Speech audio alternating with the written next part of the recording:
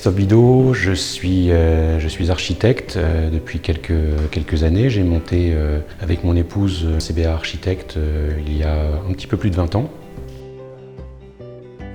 Nous étions deux et on est environ une cinquantaine à l'heure actuelle. Alors, les domaines d'activité de notre agence sont extrêmement variés. Bien sûr le logement, bien sûr l'ensemble des équipements publics, les collèges, les lycées, les médiathèques, des choses assez structurantes pour la ville. Et puis plus récemment, on a acquis la compétence en hôtellerie, et ce qui nous a permis de développer cette compétence sur un territoire beaucoup plus étendu qu'il ne l'est à l'heure actuelle, puisqu'on travaille sur toute la France.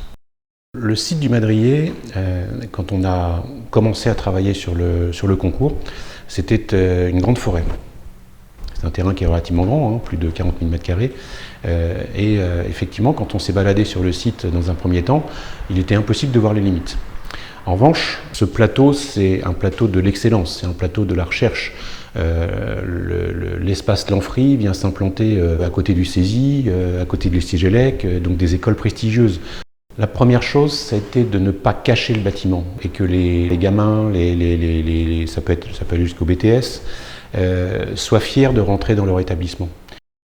Donc le principe est de créer ce grand parvis qui prend naissance depuis l'espace public, qui amène assez doucement avec cette petite pente vers le grand hall. L'espace Lanfry, c'est à la fois un espace où on apprend, mais c'est un espace où effectivement les professionnels se continuent à se former. Un grand amphithéâtre prolongé d'un grand hall. Nous avons conçu notre bâtiment comme une sorte de grande rue, une rue qui fait 200 mètres de long, c'est pas rien, sur 4 mètres de large, qu'on a appelé la rue des métiers. L'objectif de cette rue, c'était de décloisonner, de faire en sorte que les électriciens, les maçons, les charpentiers, les métalliers, les peintres, les plaquistes, tout le monde se parle. Qu'on ne reste pas dans sa chapelle et qu'on ne travaille pas à côté d'eux, mais avec. La clôture, c'est un élément extrêmement important parce que c'est quasiment la première chose que l'on voit quand on est sur l'espace public. Les bâtiments, généralement, se devinent derrière les clôtures. Ce qu'on a voulu faire à travers le choix qui s'est porté sur le matériau et le matériel retenu, c'est surtout de jouer la discrétion.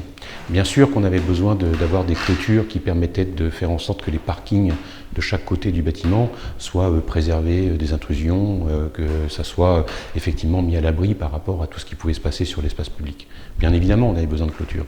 En revanche, il ne fallait surtout pas que ces clôtures soient invasives par rapport à l'expressivité architecturale qu'on a voulu donner à la tête de notre bâtiment.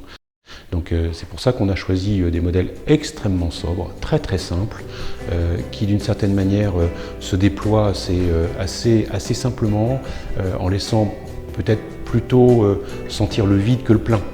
C'était plutôt ça en fait la clôture, c'était quelque chose qui d'une certaine manière s'effaçait par rapport au bâtiment, mais qui était absolument nécessaire de manière à faire en sorte de créer une limite franche et absolument infranchissable entre l'espace public et l'espace privé, l'objectif étant de protéger les voitures, l'objectif aussi étant de protéger l'établissement concernant les intrusions.